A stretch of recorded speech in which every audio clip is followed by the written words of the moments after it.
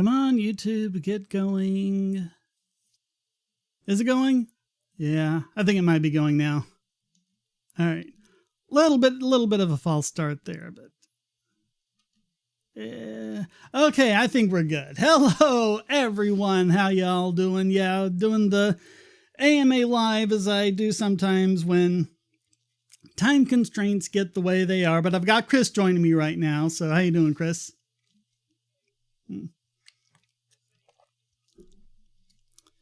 Yeah, I think Pip said he wasn't going to be able to make it, but. All right, so we've got 3 questions, but the third one's kind of a doozy, so we'll save it for last. So Agony has one to start off with. And by the way, all of these questions are from supporters on Patreon and Subscribe who gave it at least the $3 level. So if you'd like to ask a question for the next month, just go there and find the AMA post and post it as a comment. So that's what I'm doing right here, reading them on Subscribestar, where Agony asks, as a follow-up to my January question about book burning, what do you think of eBay trying to stop the reselling of some of the Dr. Seuss books? Yeah, Dr. Seuss is being canceled. What's that all about?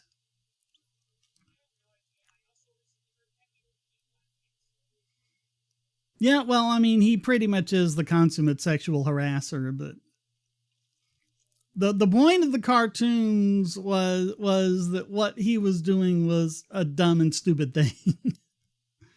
So it's not like they were promoting it or anything.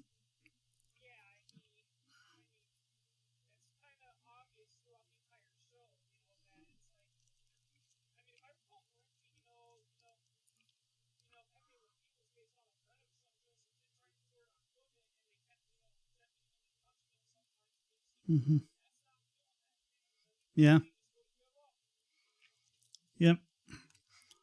Yeah, so that's what happens when you're friends with a cartoonist and you do something. Yeah, you end up being, yeah.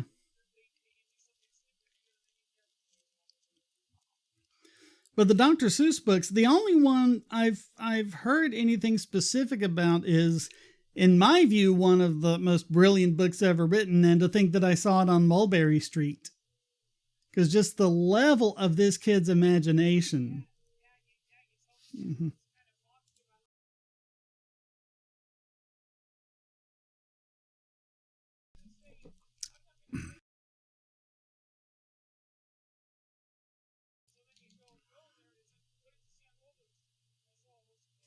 Yep. Nothing, I said, looking down at my feet, but a plain horse and wagon on Mulberry Street. How you doing, Wes?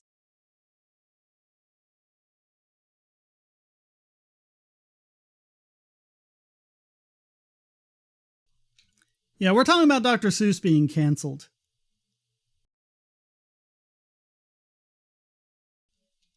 Okay.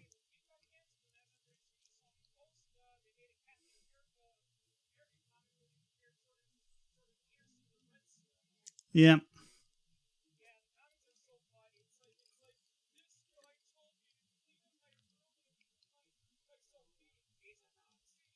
Hmm.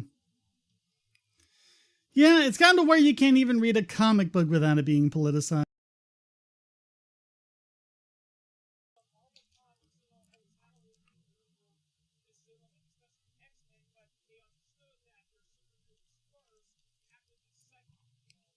Well, and they were in like just the society of the time. You know, they were involved in the Cold War against the Russians, so naturally a lot of the stories revolved around that. But you know, that's not the same kind of thing as like, oh, we're going to take our political enemies and, you know, make them evil characters in our comics.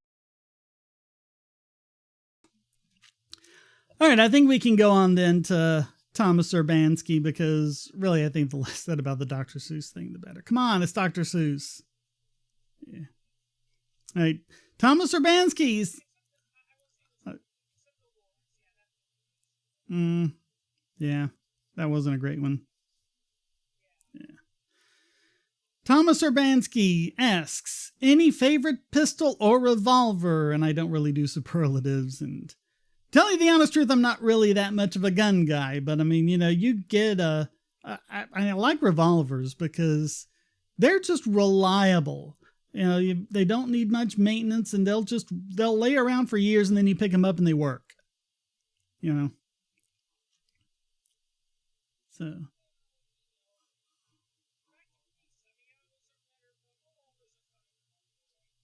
yeah. I mean, as far as the semi-autos, I don't think I would have a Glock because of the trigger.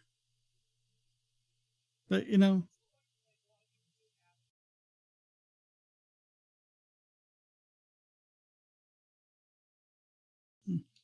yeah, yeah. Then there are a lot of better and safer options. But I mean, get a good Ruger or Beretta or something like that. I don't really have like a favorite brand or anything, or yeah, 1911s are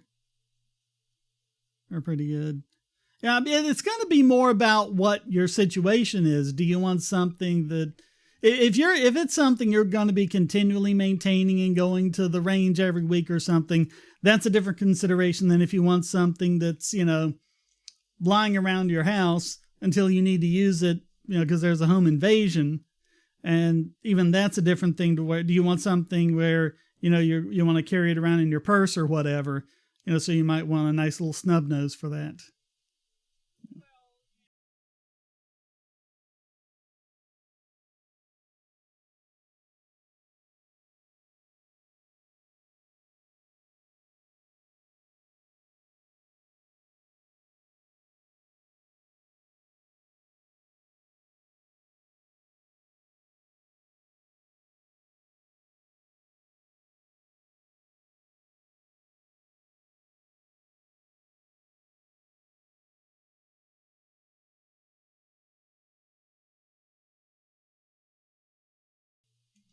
Well, and also has a lot to do with your physicality. I mean, if you're a small person or a weak person, you're not going to want like a giant 45 or something.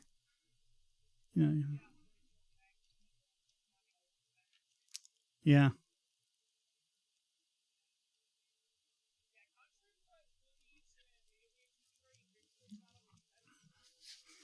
But I mean, if you get like a 380 with hollow points, that'll have the same stopping power as a 45 ACP. So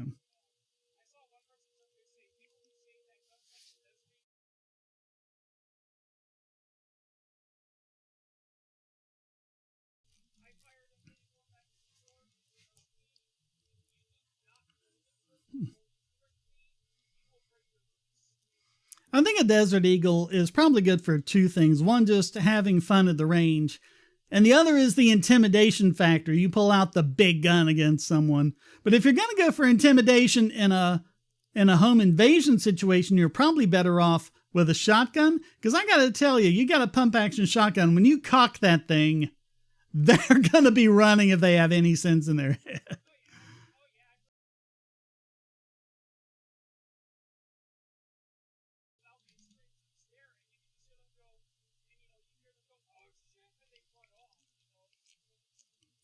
Yeah, Dapperton just made a video, I think, last week about how he got his first gun. And it was some guy who was going around his apartment complex just invading, the place. And he heard him try to come in.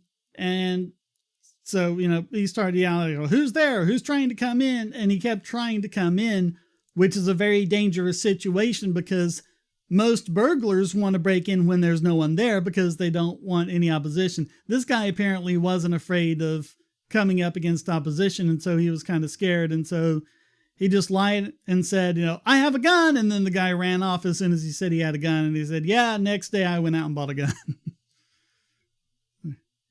Because if he called his bluff on that, I don't necessarily recommend bluffing people about that. All right, so are we ready to go on to the big one then?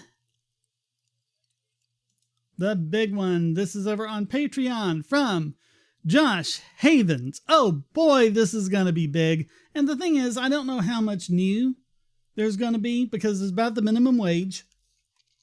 And I got that playlist on the minimum wage with a bunch of videos that you're going to want to reference if you're looking at this. But He says, I recently got into a debate with my friend on minimum wage. He sent me these links to debunk my claims. And he gives one link. He says, I said minimum wage causes unemployment. He responded with this link saying that minimum wage doesn't affect employment until it reaches 60% of the median income. Now, the first clue is it's a link to Twitter. So...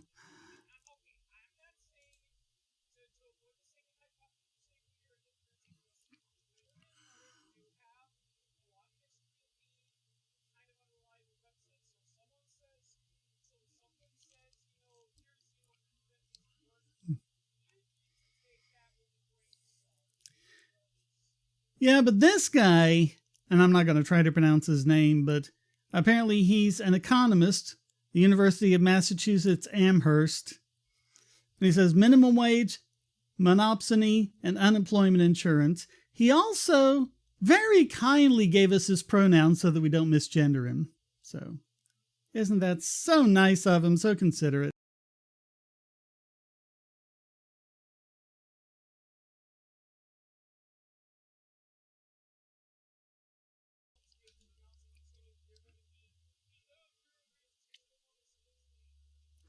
Yeah, so he's got this long Twitter thread. I don't know how visible this is going to. This is really... Okay, this is really small text, I think, on the screen, but it should be in high def. You should be able to read it or just go to the link. And I'm not going to go over every single thing he says, but I do want to talk about... And I want to find this exactly where... here we are. So going back to the claim is minimum wage doesn't affect employment. Doesn't affect employment until it reaches 60% of the median. Here's what he actually said. Basically, we seem to find that up to close to 60% of the median, employment effects were quite modest. Not that they're not there, they're just modest. And then in the screenshot of whatever study it is he's linked to, it says, moreover, we find that the level of minimum wages that we study, which range between 37 and 59% of the median, have yet to reach a point where the job losses become sizable. So they're just not sizable. Hey, you guy who no longer has a job because of the minimum wage, it's okay because it's not sizable. Yeah, we know you're in a rough situation right now and you don't know how you're going to feed your family, but it's just modest. Don't worry about it. It's just modest.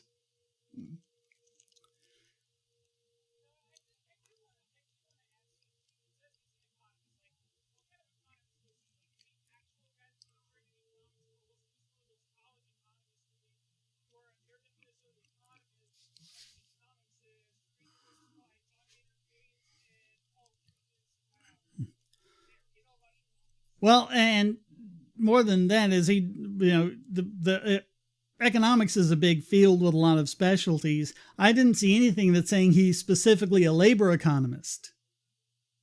So he's not really, if he's not a labor economist, he's not working with his expertise. So, but he did say, hang on, what'd you say?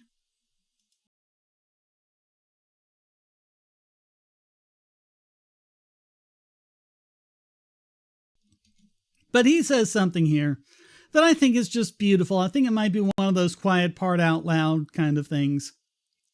And I think in one sentence, he has summed up the whole problem with this kind of mentality of academia and public policy and things like that. He says, yes, we need evidence-based policy, but we also need policy-based evidence.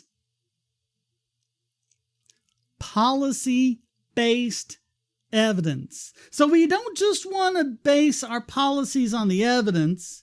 We want to base our evidence on the policies. Yeah. The cardinal sin of science, starting with the conclusion. You know, like they said in Doctor Who, they don't alter their views to fit the facts, they alter their facts to fit their views. And he does have a little disclaimer there. Don't get ideologically attached to a policy and be willing to move with evidence. That's good. But the policy should not be affecting the evidence at all, because that has nothing to do with it. That has nothing to do with it. All right, so that's probably enough about him. Like, so you can read through that yourself. But his second part, this is back to Josh Havins. He claims this is what most economists say about minimum wage, and it's a link to Reddit. Yeah, it's a minimum wage FAQ, and all sorts of things like how does minimum wage affect the labor market? And he goes over the empirical studies like Card and Kruger.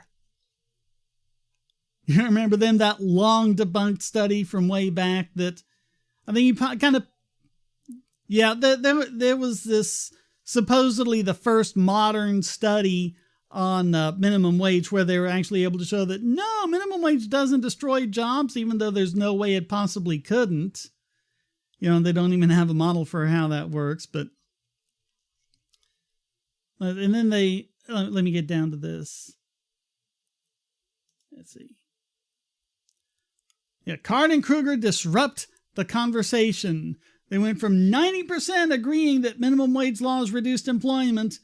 However, in 94, David Card and Alan Kruger published their analysis. This is the New Jersey and Pennsylvania restaurants, which he kind of mentions Newmark and Washer afterward, and doesn't really go on to mention them anymore, even though they're incredibly significant players in this field of study. But they redid the Card and Kruger study with better methodology and got a significant negative effect. And we've covered that. We've covered Card and Kruger's rebuttal. And Newmark and Washer responded to Card and Kruger's rebuttal, but I don't think, yeah. And they also published convincing evidence that there was publication bias. And we've covered that as well. You know, meta-analyses from Card and Kruger, and also DeCouliagos and Stanley. I did them directly. If you go to the minimum wage playlist, that one where this is actually the thumbnail, the very graph they're talking about here, the funnel graph. That's actually the thumbnail to this video. In fact, I think I made it the thumbnail for the whole playlist. But that's the one where they like squeezed it into the middle of the page and said, oh, look, it's very near zero. Well, why don't you zoom into that x-axis a bit so we can see a little better? So yeah, I have a pretty thorough debunking of that one too. So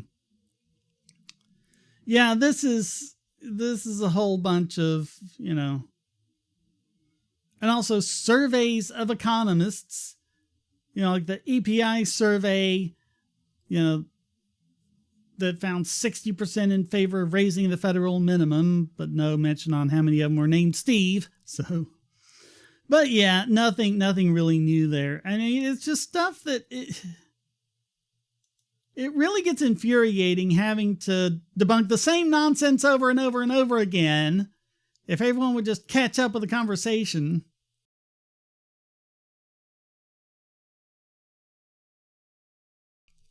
Because we've responded to this. We responded to Card and Kruger. Welcome back, Wes. Yeah.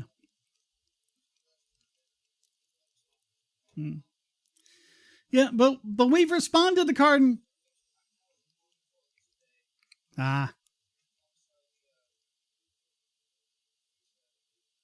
But we responded to Card and Kruger. We responded to DeCouliagos and Stanley. This is all old news. And I would think if you're going to do an FAQ, you wouldn't want to just put stuff in there and just kind of let it stand when it's already been pretty thoroughly debunked. So, all right, on to the last part of his question. And this one actually is from a semi-good source. He says, I've always heard that people who are on minimum wage or would work for less than minimum wage are young college students with low skill and low experience. He countered with this. And this is from the Bureau of Labor Statistics. And he says like 55% apparently claiming that 55% of people on the minimum wage are 25 or older, 35% are 40 or older, 80% are 20 or older. The average age is 35.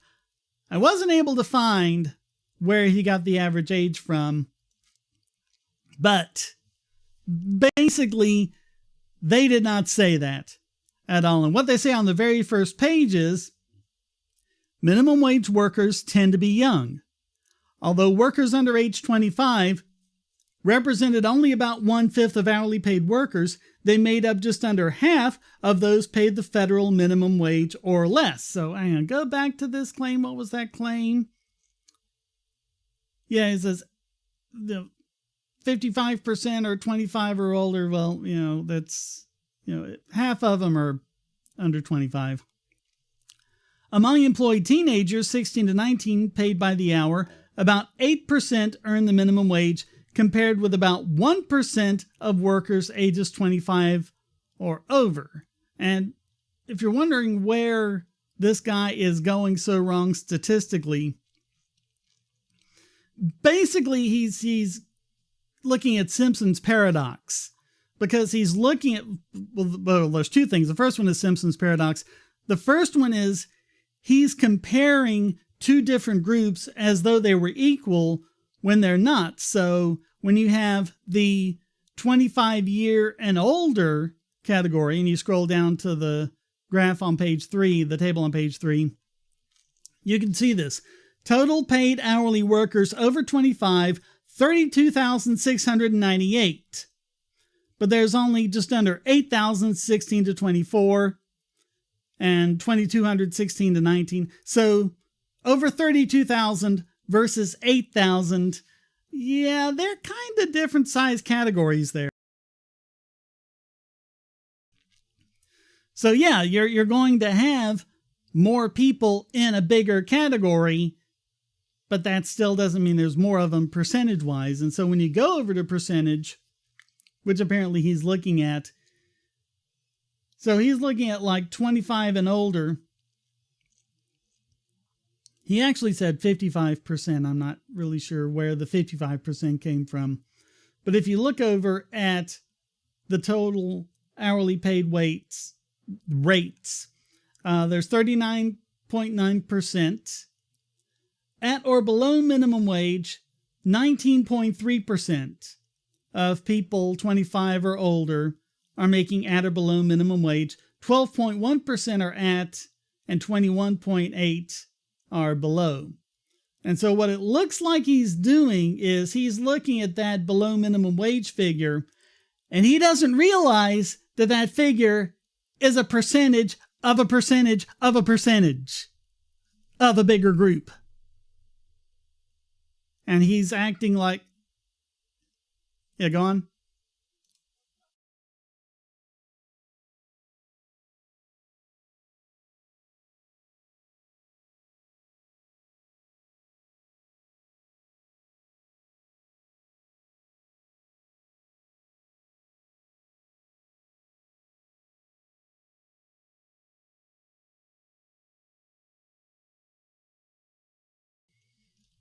Yeah, I think somewhere in here it said all total it was like 2.1%. I think were being paid the minimum. I forget where that was, but yeah, it's that under 3% figure that we constantly see. There just aren't that many.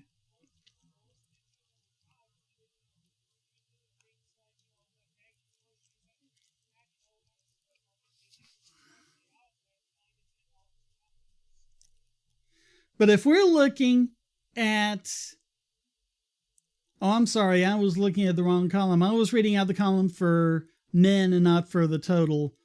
The 52 point, yeah, okay.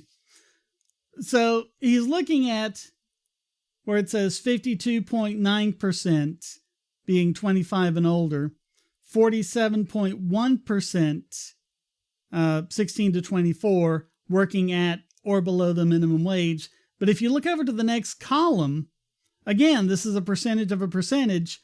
The total amount of hourly workers 25 years or older is 80.5%. 16 to 24 is 19.5. So you've got a group that's 4 times as big.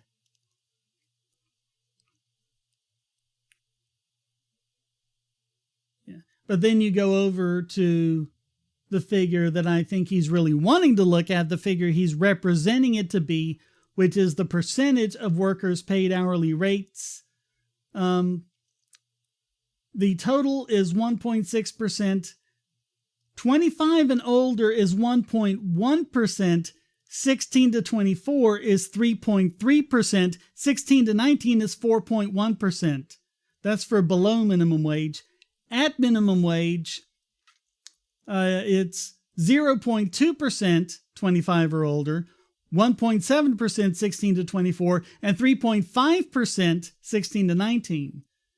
And so for total workers paid at or below minimum wage, 25 years or older, 1.4%, 16 to 24, 5%, and 16 to 19, 7.6%.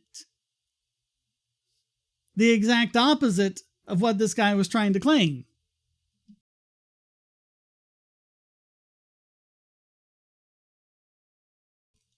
So it's amazing what you learn when you actually read the source.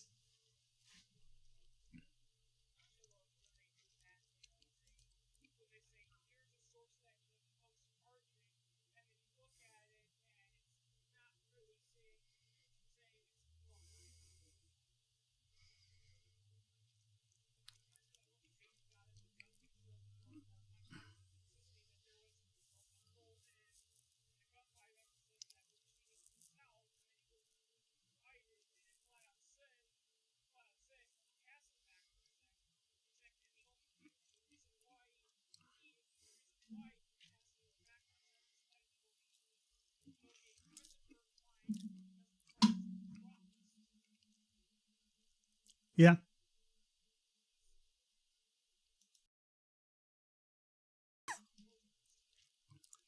Okay, some other interesting things to note. I'm trying to look at this. Okay, for men, and I'm going to look at 16 years and older. Men, the total working at or below minimum wage is 1.6. Women is 2.6. So it affects women more than it does men. We've also got race. Whites, all total, men and women, 2.0, working at or below minimum wage. Black or African American, 2.6. Asians are 1.7, so slightly less than whites. And you go to Hispanic or Latino, it's 1.9, so about the same. So this is disproportionately, as we said, affecting blacks than whites. So it disproportionately affects people by age. It disproportionately affects people by race, at least for blacks. Yeah.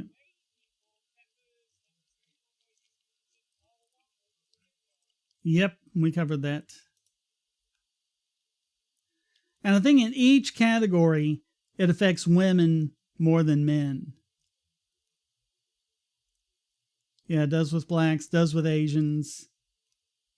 Asian men 1.2, Asian women 2.1. Hispanic men 1.4, Hispanic women 2.4. So yeah, the disparity, the gender disparity is among all races. But not one word from the feminists and the progressives and everyone, who are so in favor of equality and making things better for women and such. Not a word from them about that. So.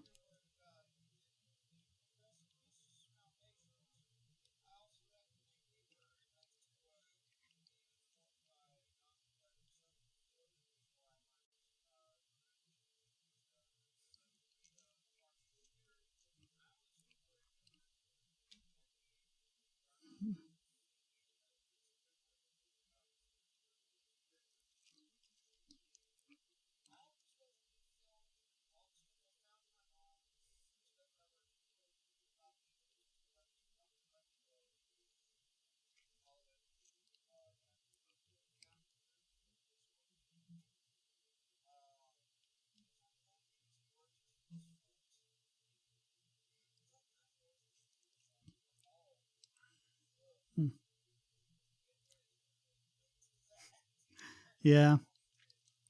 They also have it broken down by region, which is interesting because basically if you live in the South, you're screwed.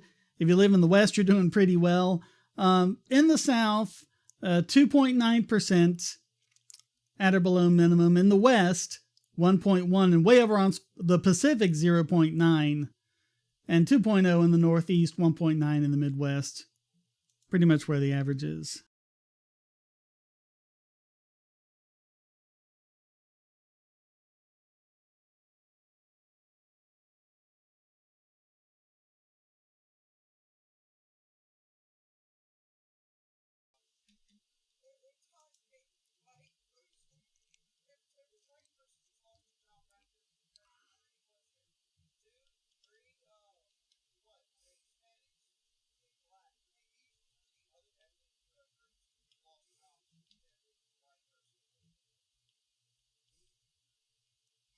And they've also got this by state and by type of industry, by educational attainment, all sorts of stuff. And you can see where the disparities are. And yeah, if there were a disparity like this in pretty much any other category, the progressives would be hitting the roof about it.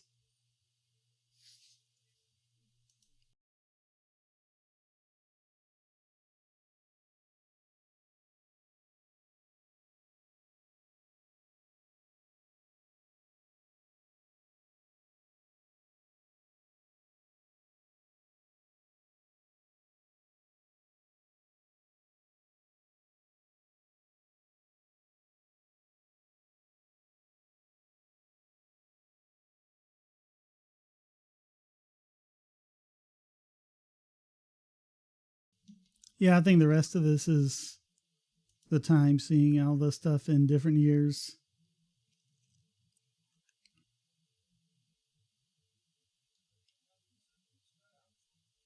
The what?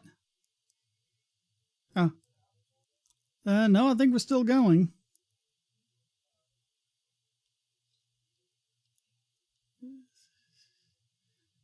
Yeah, I'm at the technical notes here at the bottom. I'm just scanning this just to see if there's anything else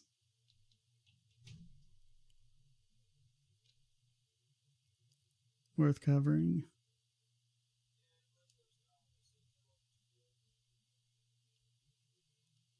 Oh, hello, Ghost Dog.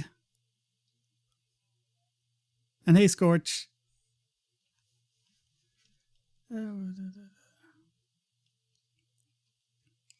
Oh, yeah, here's a good disclaimer. Some workers reported that earning at or below the prevailing federal minimum may not, in fact, be covered by federal or state minimum wage laws because of exclusions and exemptions. So, for example, if you're a server at a restaurant and you get paid with tips, you're going to be, making less than the minimum because once you make your tips, you're going to be making the minimum or more. And I think the way it works is you have your choice. You can either turn in your tips to the restaurant and get paid the minimum wage or keep the tips. And they're going to keep the tips because they're going to come out ahead that way. I can't hear anybody but Killian. Huh. What is going on with that? Oh, they're saying they can't hear you guys. Why would they not be able to hear you guys? I don't know. Can you hear us? I can hear you fine. I don't know. It's like, I don't know. You kind of go staticky a little bit off and on. It's not very common. It's just once in a blue moon kind of thing. It's not very often, but it does pop up occasionally. Okay, I think it might be. I think it might be coming through now. I don't know. I'll have to check this when this is over, because we had weirdness getting started with this, and yeah. I'm just not a very talkative mood today, so all right, because I'm not a morning person. All right, so there might be long pauses on the archive. I apologize for that. Yeah, Ghost Dog says he can hear you now. Yeah. Yeah. I think I've just been quiet because, I'm not a morning person. Well, it's mostly been me answering the questions anyway, so maybe I'll do an edited down version of this to cut out those pauses. I used to be a morning person when I was younger, but boy, did that fucking change.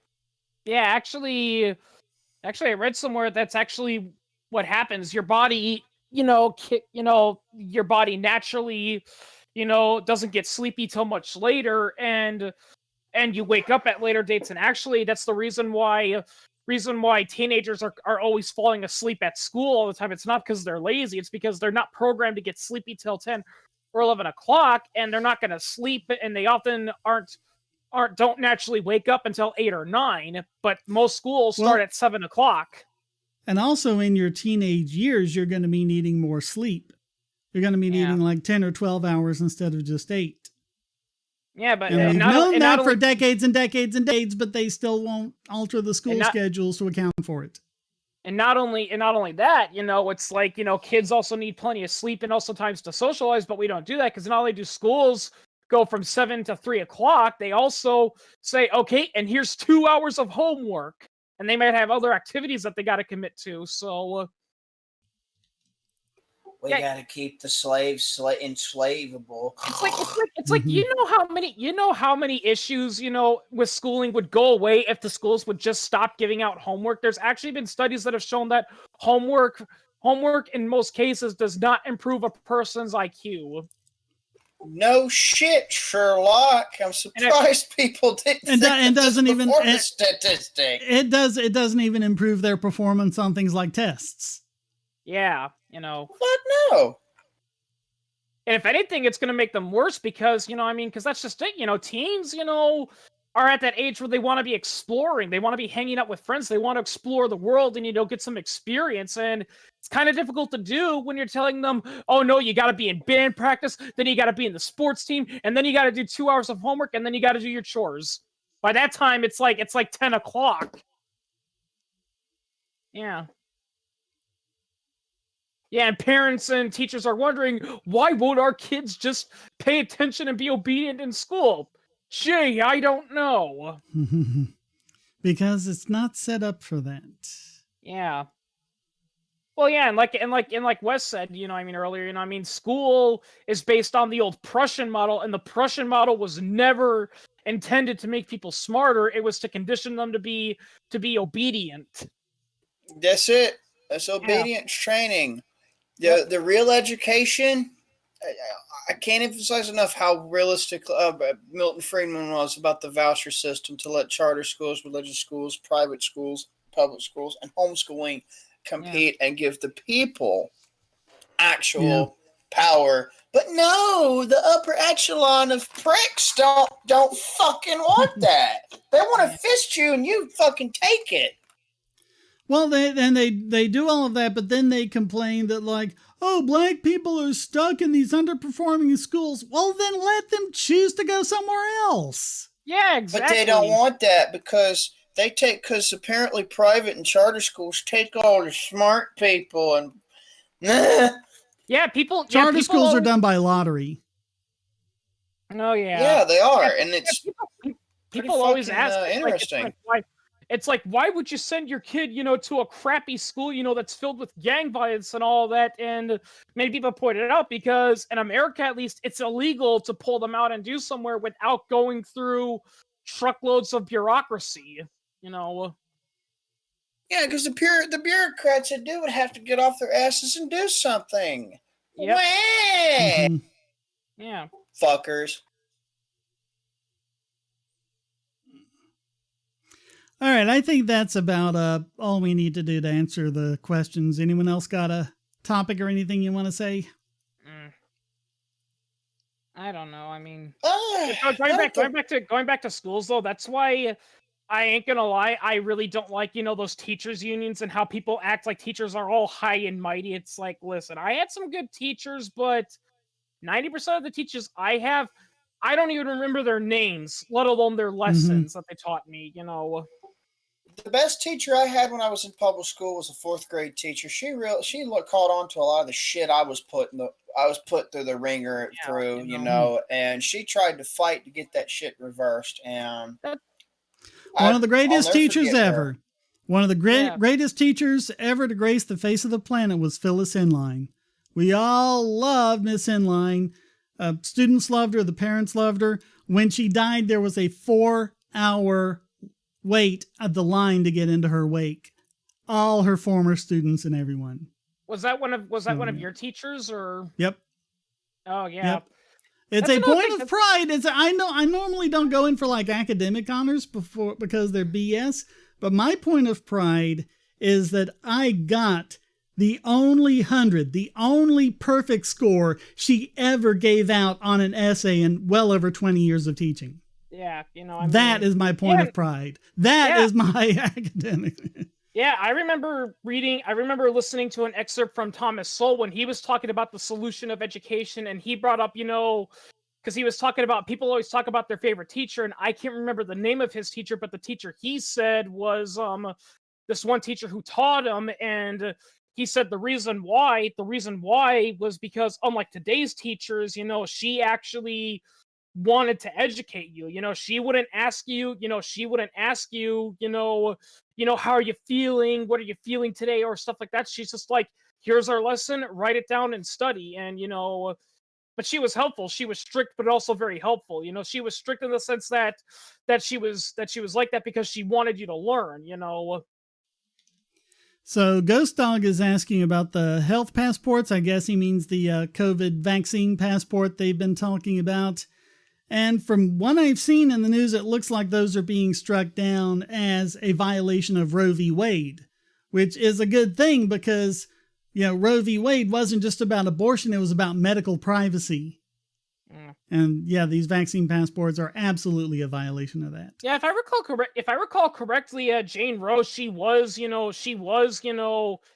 I recall correctly, it was legal for her to get an abortion. The problem was that she wanted to keep it private, and I think there was a law in place that said you couldn't get an abortion unless you told the father, but the father of her unborn child was an abusive jackass, Mm-hmm. Yeah. So she wanted to be done in secret. Yeah. All right. Anything else before we call it a day? I will be doing the regular live stream, the monthly one, probably next week or maybe the week after, depending on schedule. So this isn't that. This is just answering the questions. But anyone else got anything you want to get out before we call it quits? Mainly just letting you guys know. So a really interesting update. Quantum tunneling internet's close to being out there now. It's getting they have come close to getting it out there, and they're working on laboratory little tests for it, running tests right now as we speak. And there was a few papers done by some roboticists and electrical engineers and techies that posted the open source through Harvard University, confirming longitudinal electric wave transmission through electric dipoles in the high vacuum, and that was another one. And then they open source what they did, and it's repeatable. Hopefully they're open source enough to make it repeatable. And I think those both have some really good potential. Yep. Especially the first one. Yep, maybe we'll get to the age of truly free internet where we're not, worried about having to use other people's infrastructures to communicate. But who knows? Who knows what the future holds? All right, thanks guys for showing up and help me answer questions, even if they couldn't hear you for the most part. Sorry about that again. Again, I think the reason why most people couldn't hear us is simply because we were kind of quiet, really. No, I think you actually weren't coming through OBS for some reason. I kind of had to turn that off and back on again to get you guys in there. But either way, thanks to everyone who asked questions and everyone else who supported, everyone who chatted. It wasn't that great of a chat, but I appreciate everyone who comes in and makes a little comment. Ghost Dog got us talking about the passports, and also let us know that he couldn't hear anyone else. So yeah, don't suffer in silence. Something like that happens, let me know so I can fix it. But yeah, thanks everyone who supported this channel. Go to donate.bogosity.tv, give whatever you want. And thank you so much for watching. Until next time, stay strong